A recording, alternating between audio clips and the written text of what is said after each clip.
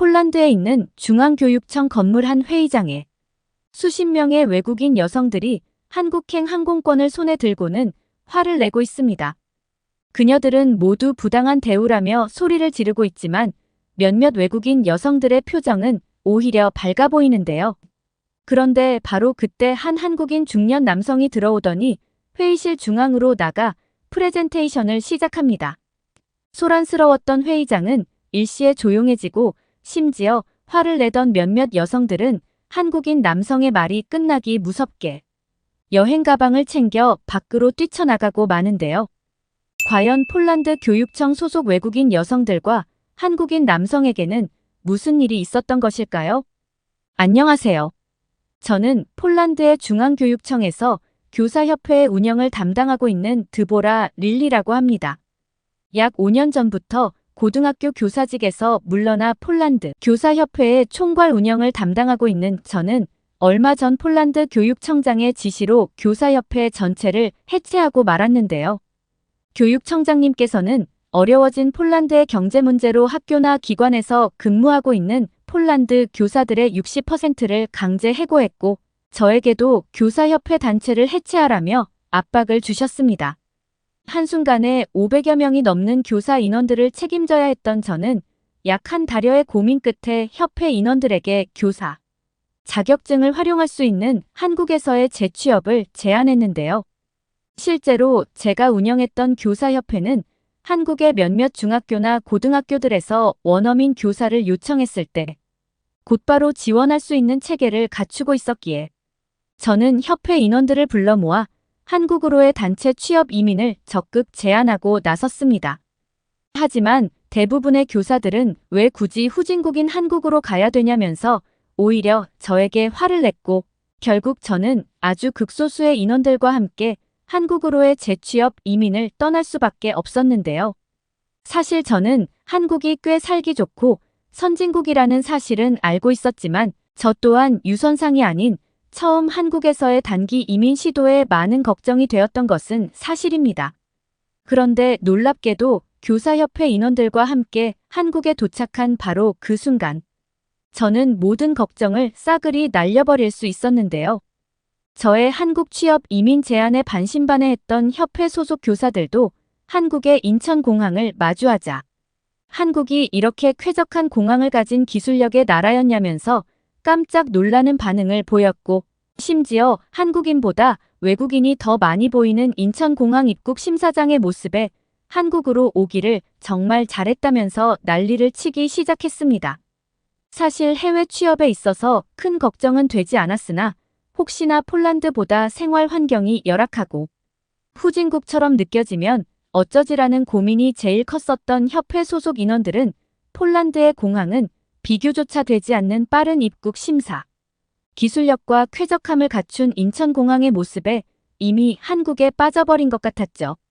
저는 한국에 도착하자마자 저희의 취업 이민을 도와줄 한국교육청 관련 직원분에게 전화를 걸었고 약 30분 뒤 교육청 관련 부서 소속이었던 씨는 저희를 데리러 직접 공항으로 오셨는데요. 그런데 강희 씨가 도착했다는 공항 지하 주차장에 도착한 순간 저와 협회 소속 동료들은 눈을 의심하고 말았습니다. 보통 폴란드에서의 공항 지하 주차장은 대부분이 환기 시스템마저 제대로 없어서 들어가는 그 순간 눈이 너무나 따갑고 목이 아파서 빠르게 차를 찾아서 타야 할 정도로 쾌적함은 찾아보기가 힘든데 이상하게도 한국의 공항 지하 주차장은 이러한 불편함이 전혀 느껴지지 않았습니다.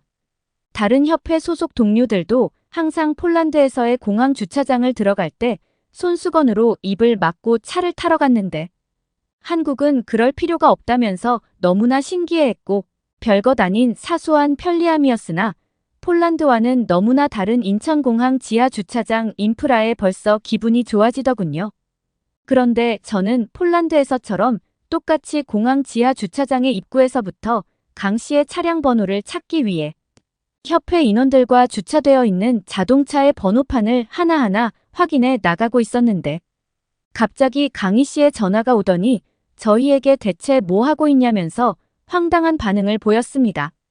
뜬금없는 강희 씨의 반응에 저는 차량 번호를 찾고 있다며 살짝 짜증을 냈는데 강희 씨는 폭설을 터뜨리며 주차장에 천장을 보라는 말과 함께 알 수 없는 알파벳과 숫자를 말해주고는 전화를 끊어버리더군요.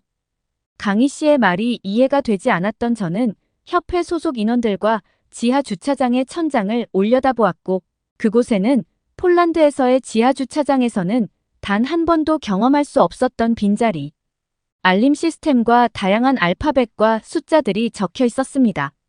놀랍게도 인천공항의 지하 주차장은 차량을 주차한 위치를 곧바로 찾을 수 있는 지도처럼 지하 주차장 전체가 구성되어 있었고 심지어 지하 주차장의 한쪽에는 차량 번호를 입력하면 곧바로 차량의 위치를 음성으로 알려주는 것은 물론 지하 주차장의 천장 불빛 센서가 깜빡이며 찾고 있는 차량이 어디에 있는지 알려주는 무인 알림 시스템이 운영되고 있었기 때문입니다. 살면서 정말 처음 보는 공항 주차장의 편리한 무인 차량 안내 시스템에 저와 동료들은 소름이 돋았고 실제로 강 씨의 차량 번호를 입력하니 차량이 있는 위치의 지도가 화면에 뜨는 것과 함께 주차장 한쪽에서 불빛이 반짝거리더군요. 심지어 인천공항을 많이 찾아오는 외국인들을 배려하는 것인지 영어로까지 자동 번역이 되던 무인 차량 안내 시스템은 폴란드의 공항 주차장과는 기술적으로 너무나 수준이 달라서 어떻게 이런 나라가 존재하고 있었지라는 생각만 들었습니다. 무인 차량 안내 시스템이 알려준 지도를 따라가 보니 강희 씨가 환하게 웃는 얼굴로 저희를 보며 웃음을 터뜨리고 있었고 저는 멋쩍은 반응을 보이며 이렇게 넓은 주차장에서 편하게 차를 찾을 수 있는 공항, 인프라를 가진 나라는 정말 처음이라며 놀랍다는 말을 할 수밖에 없었죠. 아직도 폴란드의 공항 지하 주차장에서는 조금이라도 비가 오면 아예 잠겨버리는 문제가 발생하는 것이 허다하기에 한국처럼 무인 안내 시스템을 설치하기는커녕 혹시 모를 전기 사고를 예방하기 위해 불까지 전부 꺼져 있어 최악의 상황에는 주차장 입구에 있는 손전등을 들고 차량을 찾아야만 하는 불편함을 겪어야 했는데 한국은 이러한 열악한 폴란드의 공항 인프라 상황과는 전혀 거리가 멀어 보였습니다. 차량에 탑승한 협회 소속 동료들도 한국인들은 진짜 머리가 똑똑한 것 같다면서 편리하게 이용이 가능한 공항 지하 주차장의 시스템에 혀를 내둘렀고 강희 씨는 호텔 갑을 떠는 저희의 모습을 보더니 무인 차량 알림 키오스크 시스템은 인천공항 주차장뿐만 아니라 한국에 있는 대부분의 지하 주차장들에 이미 도입되어 있는 공용 인프라나 다름없다는 충격적인 말을 해주더군요. 한국에서의 평범하고 편리한 삶이 폴란드에서는 그토록이나 바래오던 인프라 개선 목록 중 하나였기에 평생을 폴란드의 교사협회 회장으로 지내오던 저는 폴란드에서 살아온 시간이 후회가 될 정도였고 앞으로 겪을 한국의 모습들이 더욱 기대되기도 했습니다. 그리고 실제로 광희 씨의 차를 타고 도착한 서울은 차에서 내리자마자 폴란드와는 전혀 다른 길거리 풍경이 펼쳐져 있어서 상당히 당황스러웠는데요. 그 중에서도 제일 신기했던 것은 길거리에서 화장실을 해결하는 사람들이 전혀 보이지 않았다는 사실입니다. 보통 폴란드에서의 경우 시민의식이 너무 좋지 않아서 그런 것인지 길거리에서 급한 일을 해결하는 사람들이 상당히 많고 심지어는 외국인 관광객들이 많이 모여있는 관광지에서조차 이러한 행동들 때문에 눈살이 찌푸려지는 경우가 상당히 많습니다. 그런데 놀랍게도 유동인구가 더 많은 서울의 대도시 한복판에서는 이러한 야외에서 볼일을 해결하는 한국인들을 찾아볼 수조차 없었고 오히려 몇몇 한국인들은 자발적으로 길거리의 쓰레기를 청소하는 선진 시민의식의 모습만 볼 수 있었는데요. 그래서 그런지 서울의 길거리에서는 폴란드에서는 도심 어디를 가나 나던 코를 찌르는 악취가 전혀 느껴지지 않았고 이러한 현상들 때문에 길바닥 자체가 더러워지는 청결도의 문제도 전혀 발견할 수 없었습니다. 말 그대로 한국인들은 지정되어 있는 화장실에서만 일을 보는 높은 시민의식을 가진 사람들이 대부분이었고 저와 동료들은 이러한 한국인들의 모습에 그동안 왜 폴란드인들의 시민의식이 낮다는 기사들이 그렇게나 많이 나왔는지 이해가 되더군요. 사실 폴란드에서 지낼 때에는 저 또한 볼 일은 급한데 화장실이 없는 경우 길거리에서 해결할까 고민이 되었던 것도 사실인데 한국에서는 뛰어난 쾌적함을 갖춘 무료 공중 화장실을 길거리에서 쉽게 찾아볼 수 있어 그래서 그런지 더욱 이러한 야외에서 이를 해결하는 폴란드인들이 한심스럽게 느껴졌습니다. 실제로 최근 폴란드에서는 파리 근처의 관광지들이 폴란드 노숙자들의 야외 화장실 이용 문제로 골머리를 앓고 있고 이러한 문제들 때문에 파리 자체의 관광지들을 폐쇄하려는 정책도 나오고 있는 것이 최근 폴란드의 현실인데요. 한국에 오기 직전까지도 한국이 폴란드보다 후진국이면 어떻게 해야 되나 고민이 되었다던 협회 소속 동료 교사들도 폴란드에서는 상상도 하지 못한 쾌적한 서울 도심 길거리를 걷더니 번화가 길거리를 이렇게 쾌적하고 안전하게 걸을 수 있는 나라는 처음이라면서 꼭 한국에서 재취업을 해야겠다는 의지를 보이기도 했습니다.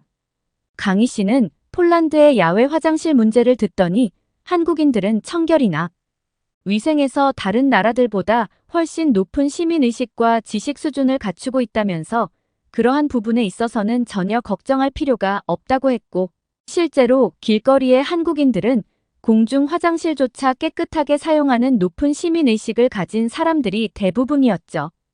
그런데 강희 씨는 뜬금없이 시계를 보더니 재취업을 하기 위해서 잠깐 병원에 가야 하는 시간이 왔다는 말과 함께 근처 호텔에 저희들의 짐을 풀어놓은 뒤 편한 복장으로 호텔 입구에 50까지 모이라는 말을 했습니다. 저와 동료들은 한국을 조금 더 둘러보고 싶었고 별다른 몸이 아픈 곳도 없었기에 서울을 더 구경하면 안 되겠냐는 말을 했지만 강희 씨는 무언가 확실한 이유가 있는 듯 완강한 표정으로 자신이 호텔로 직접 데리러 갈 테니 편한 옷을 입고 나오라는 말만 남기고는 어딘가로 사라졌는데요. 단순한 여행의 피로감만 있었을 뿐 대체 뭐 때문에 병원을 가야 된다는 것인지 이해가 되지 않았지만 저와 동료들은 우리가 모르는 한국에 무언가가 있다는 생각에 일단은 강희 씨의 말을 따르기로 했습니다. 그리고 약 1시간 뒤 강희 씨는 정말 저희를 데리러 호텔 앞으로 찾아왔고 10분 정도만 더 가면 목적지가 나온다며 그 사이 시간 동안은 일단 물을 마시지 말라는 알 수 없는 말을 반복했는데요. 그런데 약 10분 뒤 강의실에 도착했다는 말에 잠에서 깬 저는 눈앞의 광경을 믿을 수가 없었습니다. 그곳에는 누가 봐도 엄청난 크기의 대학병원이 정면에 있었고 강희 씨는 차를 주차하고 따라갈 테니 병원 1층에 자신의 이름을 말하면 안내가 시작될 것이라면서 저희 보고 먼저 병원으로 들어가라는 말을 하더군요. 병원 건물 내부로 들어가 저희 협회의 이름과 강의실 이름을 말씀드리니 한 한국인 간호사분이 직접 안내를 도와주셨고 저는 간호사분에게 지금 이게 대체 뭐 하는 진료냐면서 어색한 한국어로 질문을 건넸습니다. 그런데 돌아온 간호사분의 대답은 상당히 충격적이었는데요. 한국인 간호사분은 씨의 이름으로 약 5명의 인원들에 대한 건강검진 예약이 오늘 날짜로 잡혀 있었다는 말과 함께 지금부터 간단한 취업용 건강검진 진료를 시작한다고 했고 그 순간 저와 동료들은 사기를 의심하고 말았습니다. 폴란드에서는 아무리 직장인으로 근무하고 있어도 종합건강검진을 하려면 최소 300만 원 이상의 비용을 납부해야 되기 대부분의 폴란드인 직장인들은 부담스러운 가격의 건강검진 자체를 받지를 않고 그저 몸이 아프면 병원을 가는 것이 전부였기 때문인데요. 300만 원 이상의 여유 금액이 없었던 저는 화들짝 놀라 그 정도의 돈은 없다며 건강검진 진료를 받기를 거부했는데 갑자기 제 말을 들으신 한국인 의사분께서는 옅은 미소를 보이시면서 걱정하지 않아도 된다는 말을 했습니다. 간호사 분과의 작은 말다툼을 하고 있던 그때 갑자기 멀리서 강희 씨가 뛰어오더니 아직 검진을 시작하지 않았냐면서 저를 보고는 황당한 반응을 보였는데요. 저는 강희 씨에게 그 정도의 여유 비용은 없다며 나머지 돈은 제 취업에 써야 하는 비상금이라고 말을 했는데 강희 씨는 뜬금없이 저희 인원들 모두가 일단은 해외 교사 취업센터에 등록되어 있어 건강검진 비용은 회사 측에서 전액 부담한다는 말과 함께 건강검진을 받아야 원어민 취업 자리에 신청할 수 있는 자격이 부여된다는 충격적인 설명을 하기 시작했습니다. 시는 고등학교에 배정되는 원어민 교사들은 건강검진이 필수 자격증의 하나라고 했고, 저는 비용 자체가 발생하지 않는다는 한국의 직장인 건강검진 시스템에 깜짝 놀라고 말았는데요. 폴란드에서는 직장인 보험에 가입되어 있어도 건강검진 자체를 받으려면 경제적인 여유가 있어야만 가능했는데, 한국에서는 이러한 의료기술이 상향 평준화되어 있는 것인지, 한국의 직장에 취직되어 있는 사람들이라면 일반적인 건강검진은 너무나 손쉽게 무료로 받아볼 수 있는 의료복지 시스템이 매우 수준 높게 제공되고 있었습니다. 저화협회 소속 인원들은 한국이 이렇게나 돈이 많은 나라였냐며 강희 씨에게 너무나 고맙다는 말을 반복할 수밖에 없었고, 강희 씨는 한국에서의 취업을 하기 위해서는 필수적인 항목의 복지이니 자신에게 감사할 필요는 없다는 뿌듯한 표정을 보이더군요. 폴란드에서는 돈이 부족해서 엄두도 못 내던 건강검진 제도가 한국에서는 무료로 제공된다니. 저는 한국인들이 누릴 수 있는 평범한 의료복지 인프라에 정말 큰 감동을 받았고, 바로 그 순간 한국에서의 원어민 교사로 헌신해야겠다는 결심까지 생겼습니다.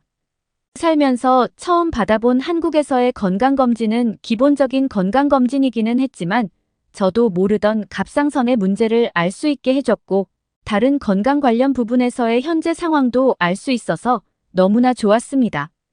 한국인 의사분께서는 우려스러운 것은 아니지만 갑자기 피곤해지면 곧바로 병원으로 찾아오라면서 건강검진을 통해 나온 결과들에 대해 자세하게 알려주셨고, 특히 갑상선에 대한 진단을 확실히 내려주셔서 저는 한국의 의료기술에 감탄만 나올 뿐이었죠. 다른 협회 소속 동료 몇몇도 건강검진이 끝난 후 자신이 몰랐던 지병을 앓게 되었다며 한국에서의 무료 건강검진이 너무나 감사하다는 말과 함께 눈물까지 흘리더군요. 한국에서는 기본적인 건강검진이기는 했지만 폴란드에서는 비싸서 엄두도 못 내던 의료검진이었기에 한국인들이 누리는 이러한 평범한 삶이 너무나 부러웠고, 그건 저뿐만 아니라 다른 협회 동료들도 마찬가지였어요. 심지어 약 3시간의 야간 검진이 끝나자 병원 측에서는 지하 식당으로 내려가면 무료로 죽이나 빵을 먹을 수 있는 준비가 되어 있을 것이라며 저희를 지하 식당가로 내려보냈습니다. 건강검진까지 해주고 밥까지 챙겨준다니 저는 한국인들의 살길, 좋은 의료복지와 따뜻한 배려에 눈물이 나올 지경이었고, 실제로 병원 지하 식당가에는 죽뿐만 아니라 다양한 한식들도 저렴한 금액으로 먹어볼 수 있어서 너무나 신기했어요. 모든 검진이 끝난 후 살짝 피곤함이 몰려왔지만 제 몸에 대해 확실히 알게 되었다는 사실은 마음의 편안함을 제공해 주었고, 강희 씨는 그런 저희를 보며 건강상에 큰 문제가 없다면 원어민 교사 재취업에도 무리는 없을 것이라는 말을 했습니다. 그 후 약 4주간의 기간 동안 강희 씨는 저희와 함께 다양한 학교들을 방문해 재취업 자리를 마련해 주었고, 한 달이 지난 지금 저는 다른 협회 소속 동료들과 함께 다양한 한국의 고등학교들에서 영어, 원어민 교사와 순원직 수학교사로 활동하고 있어요. 한국으로 오지 않았다면 겪을 수 없었던 선진국 의료 인프라는 아직도 제가 협회장으로 한국을 선택했다는 사실에 오늘도 뿌듯한 마음이 생기고 있습니다. 저기요. 저 사람들이 라이터를 들고 건물로 올라갔어요. 한 외국인 여성이 다급하게 직원을 붙잡고 소리칩니다. 사색이 된 그녀와 달리 한국인 직원들은 웃으며 그녀를 진정시킵니다. 우리나라가 전면적으로 실내에서 흡연이 금지된 건 8년 전인데요. 어린 딸을 데리고 한국으로 온 그녀에게 어떤 일이 있었을까요? 안녕하세요. 저는 일본에서 5살 딸 아이를 키우고 있는 엄마입니다. 지금은 일본에 와 있는 제가 간절하게 한국행을 바라고 있는 이유는 무엇인지, 대체 저에게 무슨 일이 벌어졌던 것인지 그 자세한 이야기를 들려드릴게요. 일본에 놀러 온 친구들이 공통적으로 하는 말이 있습니다. 일본에는 아름다운 자연도 있고 볼 것도 많고 미식의 나라답게 먹을 것도 많아서 좋아. 그런데 이런 칭찬 뒤에는 꼭 이런 이야기가 붙습니다. 그런데 담배를 너무 많이 피워 제가 사는 일본은 담배에 대해 굉장히 관대합니다. 그런데 일본에는 이런 말까지 있을 정도죠. 일본은 천장이 없으면 야외인 줄 안다.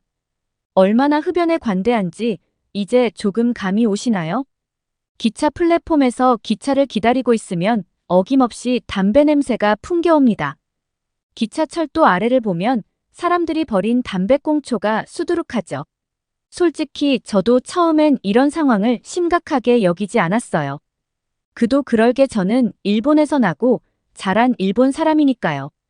그런데 외국에서 놀러온 친구들이 하나같이 일본의 담배 문화를 지적하는 걸 보면서 길에서 담배를 피우는 것, 아무데나 담배꽁초를 버리는 행위가 문제라는 것을 알게 되었습니다. 하지만 저는 그럼에도 불구하고 여전히 심각하게 느끼지 않았어요. 저는 비흡연자이지만 제 부모님은 모두 흡연자였고 제 친구들도 모두 흡연자였거든요. 담배 냄새도 익숙했고 담배 피우는 사람들의 행동도 익숙했습니다. 그런데 이런 제가 일본의 흡연 문제를 정말 심각하게 느끼게 된 계기가 있었어요.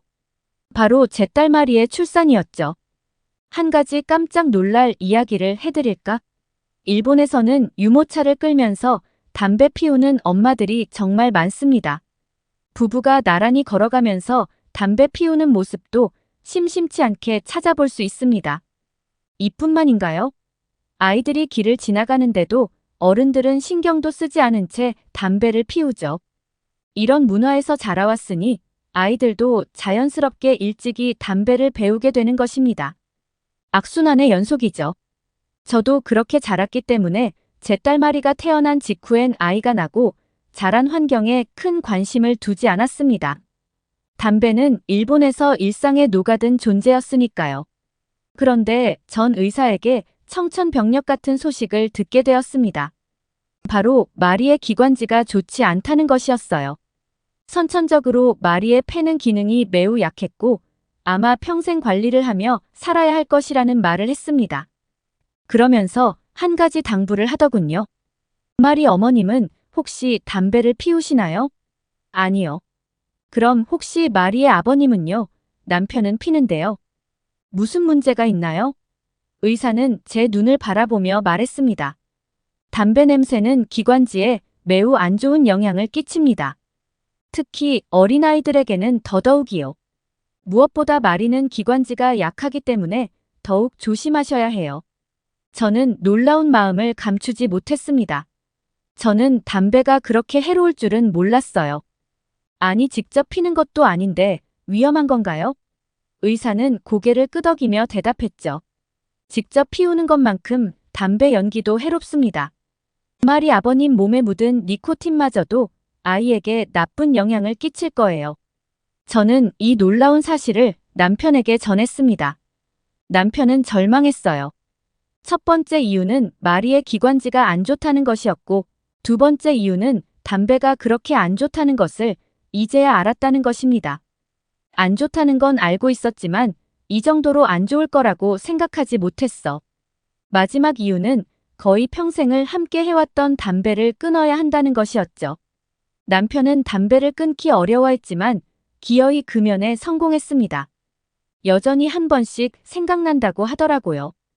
담배는 끊는 게 아니라 평생 참는 것이라는 말이 있다면서요. 제 남편은 그 말에 100% 공감한다고 합니다. 그런데 남편이 담배를 끊는다고 해서 모든 문제가 해결되는 것은 아니었습니다. 집 밖의 환경은 마리에게 지옥 그 자체였거든요. 저는 마리를 데리고 외출할 때마다 마스크를 씌웠습니다. 팬데믹 이후엔 좀 나아졌지만 그전에는 마스크를 쓰면 전염병 환자 취급을 하며 욕을 듣기 일쑤였기에 저는 사람들의 눈치를 보며 마리를 챙겼죠. 그런데 아무리 마스크를 쓴다고 해도 담배 연기에서 자유로울 수는 없었습니다. 한번 나갔다 들어오면 머리부터 발끝까지 담배 냄새가 배었거든요. 아이가 크면 학교도 가야 하고 조금씩 부모에게서 독립해야 하는데 여전히 기관지가 좋지 않은 마리를 보며 전 고민이 깊어졌습니다. 그러던 중 우연히 한국에 가게 되었어요. 남편이 한국으로 꽤 긴 출장을 가게 되었거든요. 솔직히 처음에는 같이 가자는 남편의 제안이 좋지만은 않았습니다. 꽤 멀리 있다는 한국까지 굳이 가고 싶지 않았거든요. 귀찮은 마음도 컸죠. 저는 마리를 데리고 여행이라도 할 겸 함께 가자는 남편에게 이렇게 말했습니다. 좋은 여행지는 일본 주변에도 많아 굳이 아시아에 있는 작은 나라까지 갈 이유가 있어 가봤자 별거 없을 거야. 남편은 계속해서 저를 설득했습니다. 아시아라고 하면 도쿄, 홍콩밖에 모를 정도로 아시아권에 대한 관심이 전무한 저에게 한국행은 온전히 남편을 위한 결정이었어요. 가족들과 함께 한국에 도착한 뒤 비행기에서 내렸을 때도 이 마음은 변치 않았습니다. 그런데 그 마음은 입국장에 다다를수록 옅어져 갔고 입국장을 벗어난 뒤 저는 한국에 오길 잘했다라고 생각했습니다. 일본과 달리 한국의 공항은 너무나도 쾌적했어요. 일본에는 오래된 건물이 많아 아무리 관리를 해도 얼룩진 곳도 많고 깨진 곳도 더러 보였거든요. 솔직히 냄새도 별로였습니다. 그런데 인천공항은 정반대였습니다. 밝고 환한 내부에 모든 게 반짝반짝했죠. 바닥을 닦는 기계를 타고 가며 청소하는 사람들이 곳곳에서 보였습니다. 하지만 저는 풀어진 마음을 다잡아야 했어요. 공항 내부는 이렇게 청결할지 몰라도 밖은 어떨지 모르는 거니까요. 저는 마리를 단단히 챙겨서 남편을 따라 이동했습니다. 그런데 이상했어요. 남편은 밖이 아니라 지하로 이동했거든요. 남편은 저와 마리를 지하철역으로 데려갔습니다. 아니, 웬 지하철이야? 남편의 대답은 상상 그 이상이었습니다. 인천공항과 서울은 지하철로 연결되어 있어 굳이 버스를 타거나 할 것 없이 이것만 타면 서울 도착이야 듣던 중 반가운 소리였습니다. 밖에 나가서 버스 티켓을 끊고 기다릴 필요가 없다는 의미였으니까요. 게다가 밖에서 기다리면 마리가 담배 냄새를 맡을 게 분명했습니다. 그런데 여전히 약간의 불안감이 남아있었어요. 저는 지하철에서 담배를 피우는 경우를 수도 없이 봐왔으니까요. 그럼에도 불구하고 약간의 희망을 걸어보고 싶었습니다. 어쨌든 한국의 첫 인상은 매우 청결했으니까요. 저는 남편을 따라 도착한 지하철 플랫폼에서 경악을 금치 못했습니다. 한국의 지하철은 매우 깨끗했고 쓰레기 하나 보이지 않았어요. 게다가 스크린도어라고 해서 안전장치까지 있었죠. 아이를 데리고 있는 엄마들이라면 모두 공감하겠지만 아이들은 언제 어디로 튈지 모릅니다. 그래서 이런 위험한 공간에서 아이들을 데리고 있을 때는 매우 긴장해야 해요. 그런데 한국의 지하철은 달랐습니다. 깨끗하고 잘 정돈되어 있으며 게다가 안전하기까지 한 한국의 지하철을 타고 숙소까지 이동하면서 한국의 깨끗한 거리를 보며 감탄을 이어갔습니다. 숙소에 도착한 저는 남편에게 말했죠. 정말 놀라워. 어떻게 이렇게 깨끗한 나라가 있을 수 있지. 그리고 한국에는 담배를 피우는 사람이 없나 봐. 마리가 안심하고 돌아다녀도 되는 나라는 한국뿐일 거야. 그런데 남편의 입에서 나온 말은 너무나 충격이었습니다. 한국에 담배를 피우는 사람이 없을 리 없잖아. 길에 나가보면 길에서 담배 피우는 사람을 볼 수 있을 거야. 정말 믿었던 사람에게 배신을 당한 것처럼 큰 충격이었습니다. 저는 들떴던 마음이 한순간에 가라앉는 것을 느끼며 남편과 저녁 식사를 하러 이동했어요. 아니나 다를까 식당에서 밥을 먹고 있는데 옆 테이블에 앉아있던 일행 2명이 함께 일어나더라고요. 그들의 손에는 담배와 라이터가 들려 있었죠. 저는 그렇지 담배를 피우는 게 죄는 아닌데 흡연자는 어디를 가나 있겠지라고 생각하며 다시 식사에 집중하려고 했습니다. 그런데 저는 자리에서 일어난 그 사람들의 행동에 화를 참을 수 없었어요. 그 사람들이 밖으로 나가는 게 아니라 건물의 계단을 타고 위층으로 올라가고 있었거든요. 저는 깜짝 놀라서 큰 소리로 말했습니다. 여보, 저 사람들이 건물에서 담배를 피우려고 해요. 저는 이어서 식당 종업원에게 달려가 말했습니다. 여기서 식사를 하던 사람들이 담배를 피우러 나간 것 같은데 건물 위쪽으로 갔어요. 다행히 직원은 영어를 할 줄 아는 사람이었고 그 사람은 흥분한 저를 가라앉히며 말했습니다. 너무 걱정하지 마세요. 만약 건물 안에서 담배를 피운다면 스프링클러가 작동할 거예요. 저는 답답한 마음에 발을 동동 굴렀습니다. 아니, 저는 건물에 불이 날까봐 걱정하는 게 아니에요. 한국에서는 건물 안에서 흡연하는 게 당연한 건가요? 남편은 저를 말리려고 했습니다. 하지만 저는 이런 말도 안 되는 상황을 어떻게 해서든 이해하고 싶었어요. 직원은 난감한 표정을 지으며 한 가지 사실을 알려주었고, 저는 마음이 편안해지는 것을 느끼며 이 상황을 납득할 수 있었습니다. 저희 건물 옥상에는 흡연 구역이 있어요. 게다가 흡연 부스가 따로 마련되어 있죠. 저는 흡연 부스라는 것을 처음 들어봤습니다. 흡연 부스에서 흡연을 하면 연기가 밖으로 빠져나오지 않아요. 그래서 다른 사람들에게 피해를 주지 않습니다. 게다가 옥상에 있다 보니 비흡연자들과 만날 일이 더더욱 없고요. 직원의 친절한 설명을 들은 저는 직원에게 미안한 마음을 표시하고 자리에 앉았습니다. 식사를 마친 뒤 직원이 말한 흡연 부스가 대체 어떤 것인지 확인하기 위해 옥상 위로 향했어요. 그곳에는 정말 흡연을 위한 공간이 마련되어 있었습니다. 제 옆에 있던 남편이 말했어요. 한국에도 흡연자들은 있어. 그런데 일본 사람들과는 다르게 담배 연기가 사람들에게 얼마나 안 좋은 영향을 끼치는지는 아는 사람들이지. 그래서 최대한 남들에게 피해를 안 끼치려고 노력하는 거고, 그리고 무엇보다 나라에서도 비흡연자들을 위해 많이 노력하고 있다고 해. 이 모든 것이 놀라운데 나라에서까지 관심을 가지고 있다니. 남편은 한국에 오기 전 자신이 알아본 것들을 알려주었습니다. 마리를 데리고 여행을 다니는 건 나한테도 조심스러운 일이야. 그래서 한국에 오기 전 이것저것 많이 찾아봤어. 한국에서는 나라에서 이런 흡연 부스를 많이 만들고 금연 교육까지 한다고 하더라고. 게다가 학교 주변에서는 담배를 피우지도 못한대. 맙소사. 한국은 대체 저를 얼마나 놀라게 할 생각인 걸까요? 어린이집, 유치원, 학교 주변에서는 담배를 피우지 못한다니. 하지만 아무리 그래도 개인의 양심에 맡긴 일일 거라고 생각했습니다. 한국인들은 담배 연기가 자라나는 아이들에게 얼마나 안 좋은 영향을 끼칠지 아니까. 양심껏 아이들 주변에서는 자제하는 것일 거라는 생각이었죠. 담배를 피우면 안 되는 게 아니라 담배를 안 피우려고 노력하는 게 아닐까? 아마 당신이 잘 모르는 것 같아 요즘 인터넷 정보가 정확하다고는 하지만 역시 모든 게 확실한 건 아닌 거지. 남편은 이 마을 한절을 이상하게 보고 있었습니다. 왜 그렇게 쳐다봐? 이건 인터넷에서 찾아본 정보가 아니라 한국에 있는 본사 직원이 직접 알려준 거야. 학교 주변인지 모르고 담배를 폈는데 과태료를 물었다고 하더라고. 설마 나라에서 적극적으로 관리한다는 의미야. 그렇지. 저는 그때 깨달았습니다. 우리마리를 위한 나라가 바로 이곳이라는 걸요. 한국에서 있는 시간 동안 마리는 단 한 번도 마스크를 쓰지 않았습니다. 물론 한국의 모든 사람들이 길에서 담배를 피우지 않는 것은 아니었지만 일본에 비하면 천국 그 자체였어요.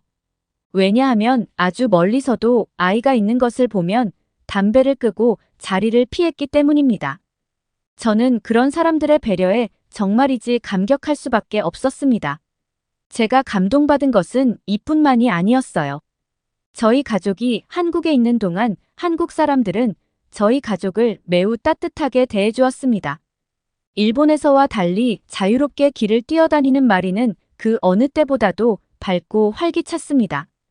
그래서인지 안녕하세요라는 한국의 인사를 배운 뒤에는 처음 보는 사람들에게 다가가 인사를 하고는 했죠.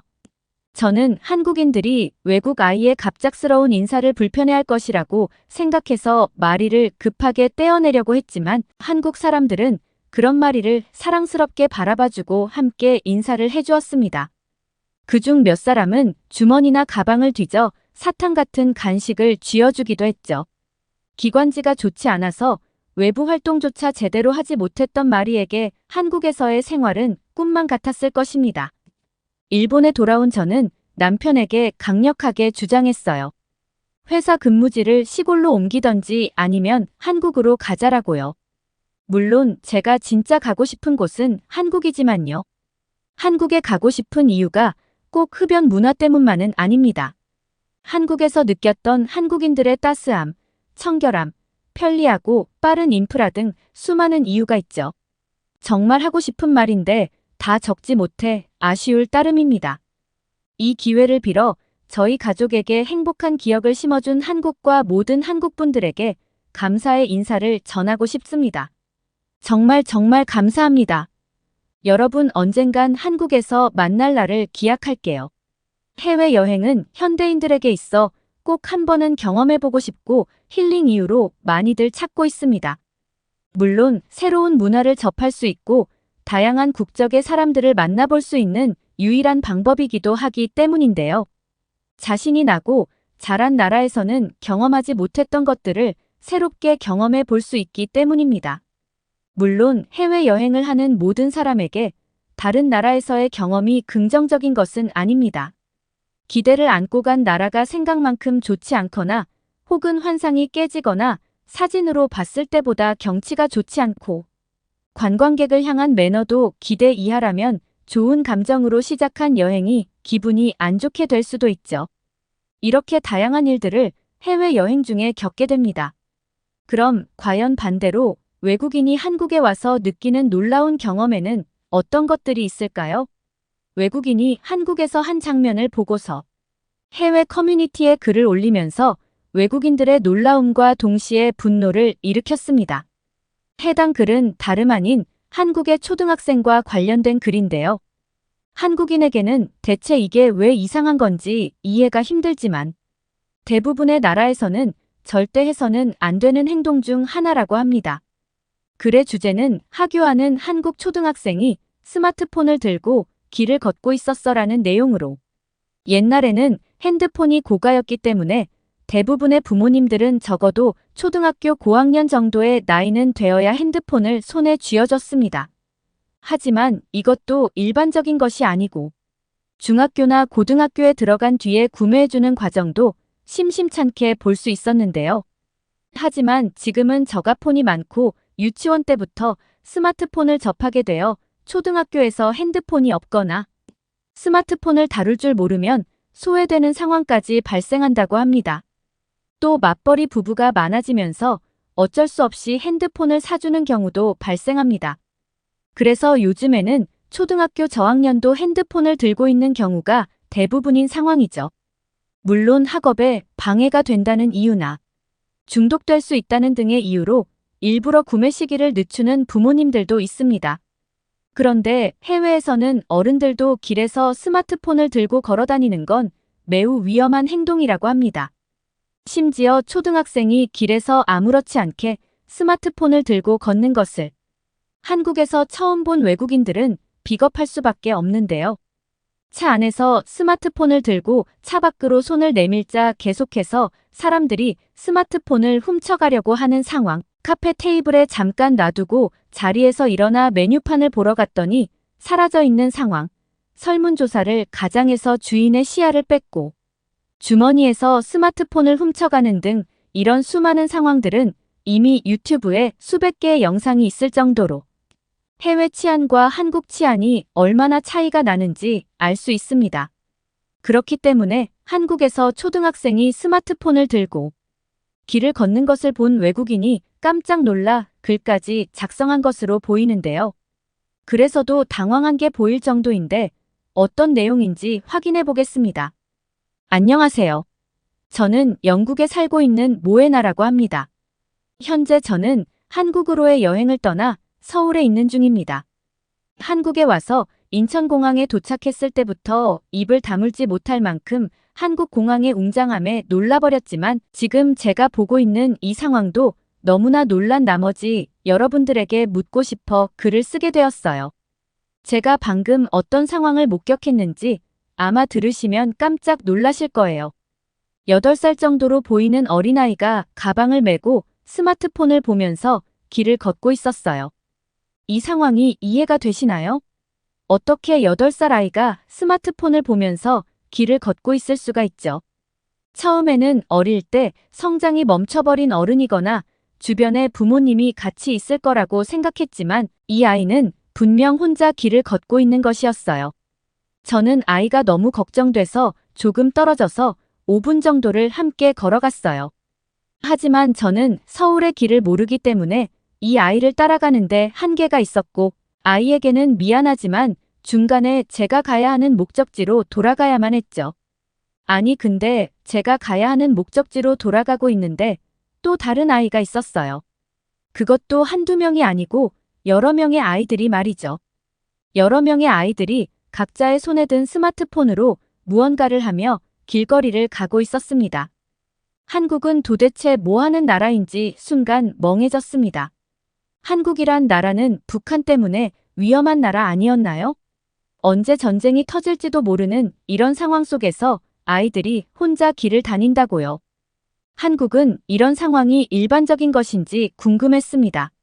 아니면 제가 본 아이의 부모들이 무책임한 사람들인 건 아닐까 잠시 생각했습니다. 제가 사는 나라에서는 이런 행동은 그냥 아이를 포기하는 행위였기 때문이죠. 아이들에게 스마트폰을 쥐어주고 혼자 길에 내보낸다면 다시는 아이를 보지 못할 거라고 생각을 해야 하는 거라고 말해주고 싶었습니다.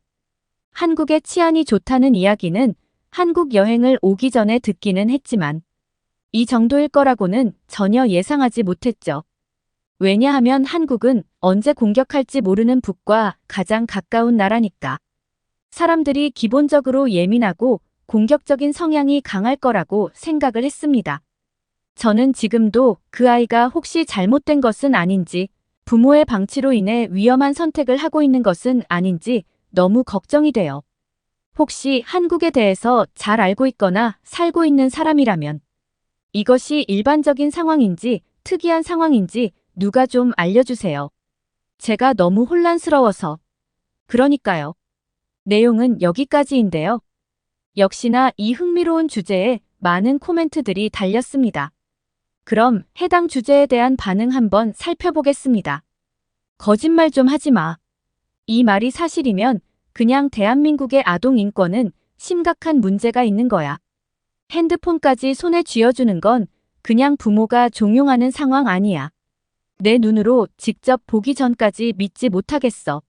나는 내 아이가 15살이 될 때까지 스마트폰을 사주지 않았고 절대 길에서는 꺼내놓지 말라고 일러주고 있어. 그런데 8살 아이가 스마트폰을 들고 길을 걷는다고 믿을 수 없어. 한국인들은 안전한 나라에서 살고 있다는 것이 얼마나 행복한 일인지 알아야 된다. 아이를 좀 더 신경 쓸 필요가 있어 보여. 한국이 안전한 이유는 한국인들이 살고 있기 때문이야. 지금 미국인들이 한국으로 이주하면 똑같이 위험해질 거야. 정보 하나를 주자면 내 아이가 다니는 학교만 그런 건지 모르겠지만 스쿨버스가 없어. 아마 이것도 안전하기 때문인 것 같아. 보기 싫은 내 아이를 괴롭힌 아이의 부모를 보지 않아도 된다고. 나는 당장 한국으로 이사 갈 거야. 한국은 CCTV가 모든 곳에 있기 때문에 가능한 일이야. 없는 곳은 차에 있는 블랙박스가 지켜보니까. 한국에 대해 잘 모르는 외국인들이 항상 한국의 치안을 두고 CCTV 때문이라고 말하는 거 보면 짜증나. 나도 그래. 한국은 실제로 범죄 검거율이 굉장히 높아 그렇기 때문에 적은 것이라 생각한다. 죄를 지으면 언젠가 잡히게 될 거라는 불안감에 살아가야 되니까 내가 한국을 좋아하는 가장 큰 이유다. 한국인들은 항상 말할 때 우리라는 단어를 언급하는 경우가 많아. 나라를 말할 때도 내 나라가 아니라 우리나라라고 말하지. 한국인들은 공동체를 중요하게 생각하는데 그래서 가끔 외국인으로서 서운할 때가 있어. 그들과 함께하지 못하는 느낌이거든. 내가 한국에서 오래 살았나 봐. 이것에 왜 놀랐는지 한참을 생각했어. 한국에서 살아보면 가장 걱정되는 것은 차 사고뿐인 것 같아. 한국은 사람보다 차가 더 무서운 나라야. 언니 말이 틀린 것은 아니지만 운전자 입장에서는 차가 제일 무서워하는 것은 아이다. 언제 튀어나올지 모르거든. 한국에서 살다 보면 내 아이에게 항상 말하는 게 차 조심하라는 말이야. 그리고 내 남편에게는 항상 아이를 조심하라고 말하지. 한국은 과연 정상적으로 사람이 살 수 있는 나라일까? 나라면 불안해서 못 살 것 같아. 한국의 부모님들은 아이를 방치하는 것이 좋은 교육이라고 생각하는 것일까? 이해할 수 없는 교육 방식이네. 한국 아이들은 굉장히 똑똑해. 몇 번만 같이 가주면 뒤로는 혼자서도 길을 기억하고 찾아가. 다른 나라라면 절대 아이를 혼자 두지 않겠지만 한국이니까 한국엔 아이 주변 모든 어른들이 부모님이자 수호자야. 그래서 괜찮아. 한국은 아파트에서 많이 살고 아파트 주변에 초등학교, 중학교, 고등학교를 같이 짓는 경우가 많아서 굉장히 가까워. 그렇기 때문에 가능한 게 아닐까?